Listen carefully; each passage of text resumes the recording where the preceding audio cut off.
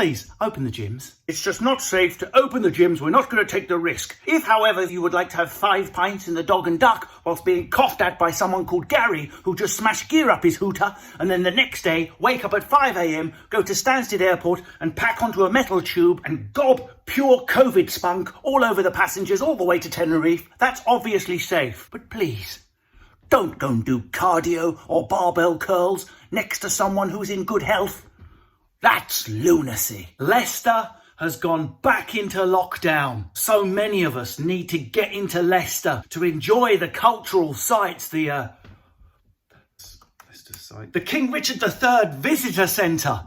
The people of Leicester, you're the ones I feel sorry for. But if you're a family, don't panic. Remember, you have the Dominic Cummings ruling. As long as you are obeying fatherly instincts and doing what any parent would do what you like. So if Tommy looks like he's got a bit of a cold, into the car, pedal to the floor, vroom, you got 500 miles you can cover, no problem. If you do feel like you've got symptoms, obviously you should self-isolate, but best to check first whether you can drive. So remember, people from Leicester, yes, it's gutting, but you can still go for an eye test in another city, and as long as you've got parental instincts, you can do what you like. How exciting is Boris Johnson's New Deal? If you don't know your history, New Deal is a reference to Roosevelt and what he did for the American economy when he offered a New Deal after the 1930s. Except people did the maths and realised what he is offering to people in need is a 2/100ths of what Roosevelt did. Yes, I will offer, obviously not the same as, but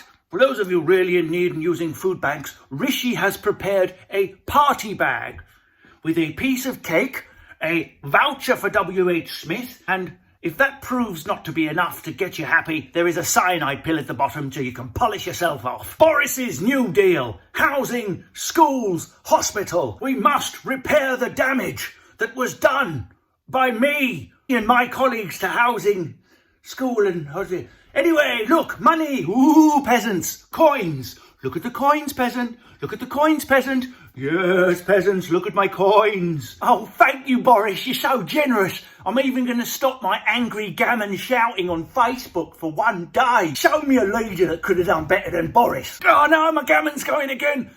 Boris did the best he could. Boris didn't invent the virus.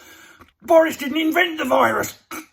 Who gives a shit? No one's suggesting Boris invented the virus. The argument around it is, was his response the best it could be? The 3 little pigs. They didn't invent the wolf. I'm not suggesting the 3 little pigs invented the wolf. But you want to see me stand here and praise the silly little pig fuck that built his house of straw? I will build my house of straw because straw is the way forward. I don't care if the New Zealand house is being built of brick. I'm going to go into town and shake hands with all the straw dealers. I'm so sure that straw is the way to protect my house. Oh no, here comes the COVID wolf. My house is blown down because I'm an incompetent fuck. Never mind, here's some coins. Here's some coins, peasants. Gather round. New houses being built over 5 years. Thank you. Well, actually, no, we've changed that to 8 years. The same budget spread over 8 years, so that's more, isn't it? That's even better. Yeah, I think so. If you are going to go out and be a Bournemouth beach bellend, pick up your litter after you. You untidy scumbag Neanderthal, life-ruining, what you're still doing in the food chain, piece of shit, where's your chromosomes, bellend? Yeah, yeah, I travelled down from South London to Bournemouth, had a fucking lovely day, got a nice burnt neck, licked a grandma with my COVID tongue, then afterwards I got a bag of tampons and condoms, not even mine, just threw them on the beach for a bit of banter. Tampon and condoms and dog shit. Tampons and condoms and dog shit. Stay safe, people. Look out for the second wave. There might not be a second wave. There could be. There probably will be, but there might not be. So let's keep our minds open. Let's stay positive. Let's try and drive towards a positive.